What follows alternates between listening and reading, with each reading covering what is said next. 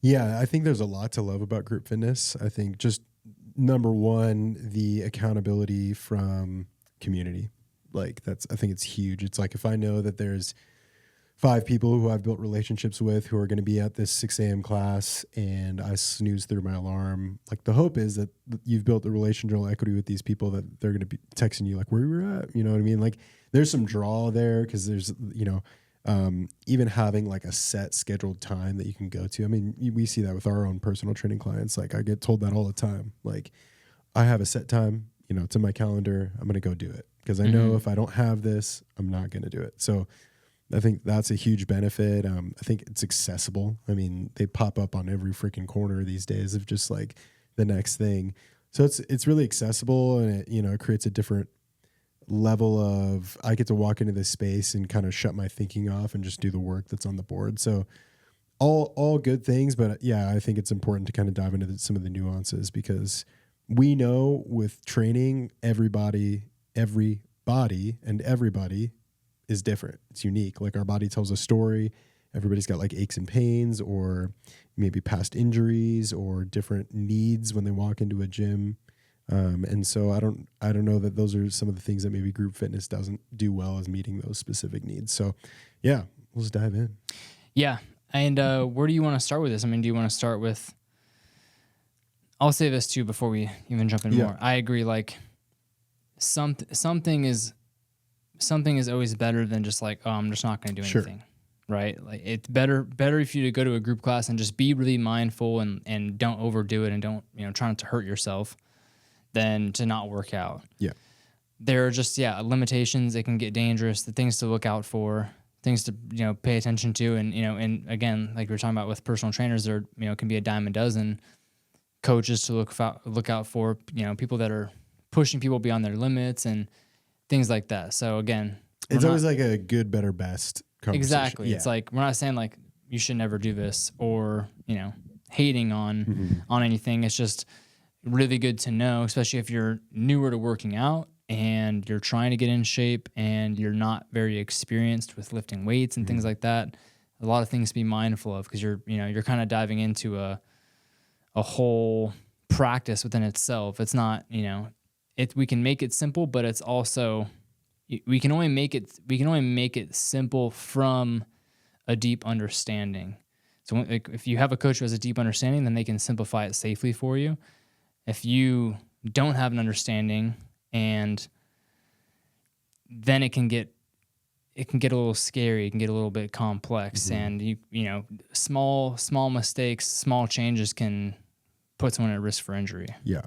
I think that's a great starting point. Like one of the things I wrote down was the nuances of effectively catering to the individual. Like if I have a class of 24 people, how do I take a one-size-fits-all program and meet the needs of that specific person? And in most cases, in group fitness settings, like the coaches are not well equipped to potentially handle the regressions for people in those situations, or to be able to take like let's use a deadlift as the example. Like if barbell deadlift is what everybody's doing, but we know that this certain individual has like a history of some back issues, limited hip mobility.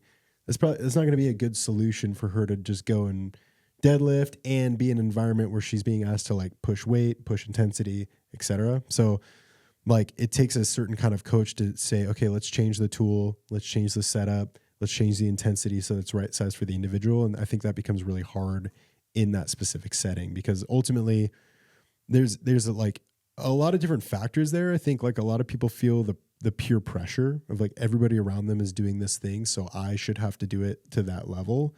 And in that I push and I potentially get hurt. But it's also up to the coach to be able to see that, to recognize that, to be able to walk the room and recognize that so-and-so is kind of raising their hand, visually. Maybe they're not actively raising their hand, but they're standing around kind of pacing or whatever their body language is, to be able to say like, hey, something's up, right? It takes a certain kind of coach to be like, hey, are you okay? Like, what's going on here? Can we set you up for success? And I would say like, maybe this is an overgeneralized thing, but I would say in most scenarios, like coaches are not well equipped for that. And nor should they. Cause like when we talk about like monetary, like what a group class coach is going to make for that hour, you kind of weed out the experienced coaches, the career coaches, because it's almost, and this is going down a rabbit hole, but like it's kind of like a time money conversation, right? Mm-hmm. And if you start weeding out the quality of the coach because they're not being paid to do the job well, then what you're left with is folks who don't know how to navigate stuff well. So that's kind of like a long-winded explanation, but ultimately there's a lot of risk because you're taking a one-size-fits-all program and squeezing it into everybody's body. Like, Yeah. You brought up a lot of good points there. I think, like you were just saying about the level of coaches that are often present in these larger group fitness classes is lower because the model for a lot of these types of gyms is to like churn and burn clients, you know? So they know that there's a level of turnover. So they're trying to just constantly sign up new people because they know that they're turning over clients constantly, and they're looking at charging competitive rates. So they're trying to keep their cost, they're trying to keep their prices down as far as what the members are paying, and they're keeping their costs down obviously as far as what they're paying the coaches.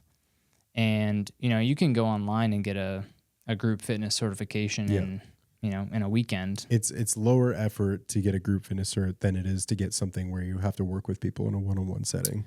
Yeah, which is like weird if you think about it. I mean, it should require more understanding and more experience to coach multiple people than to coach one.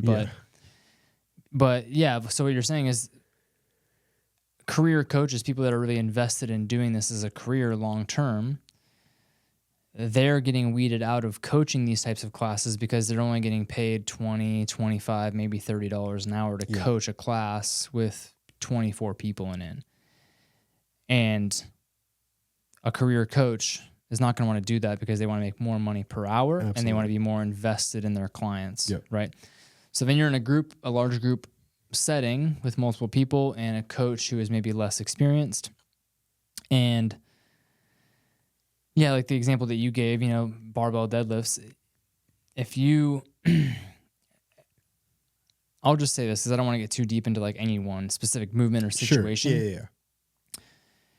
There are many factors to consider when it comes to each and every individual as far as the movements that you're giving them.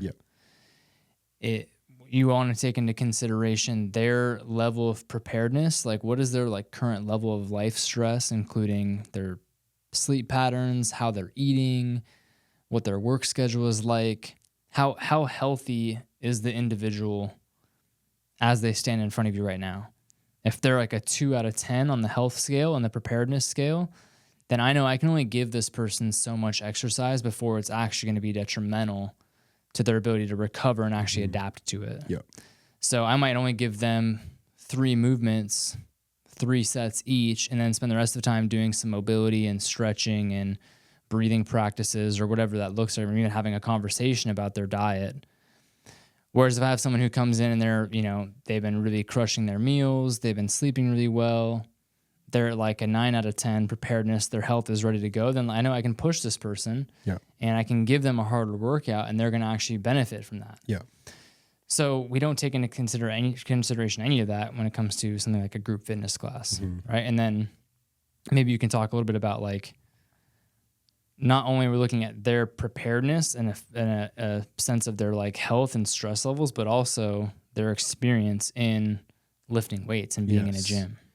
Yeah, like when you were kind of explaining that, like where my brain went was like, you know, if I'm working in a one-on-one setting, like using barbell deadlifts as the example, like, well, maybe it could be cool to take 30 minutes of our session and actually teach you how to properly do that. It might literally take half an hour. But like if I'm in a group setting, typically it's about getting the person the win in the hour. And what that looks like, if I'm the coach, is I'm going to give you a modified version of that movement that you can do pain-free, that you can do successfully, that we can load and manage symptoms or whatever that looks like. And it may be that you never get to that movement that you probably could do if we just spent a little bit more time, but it's all about go, go, go, go, go. You know what I'm saying?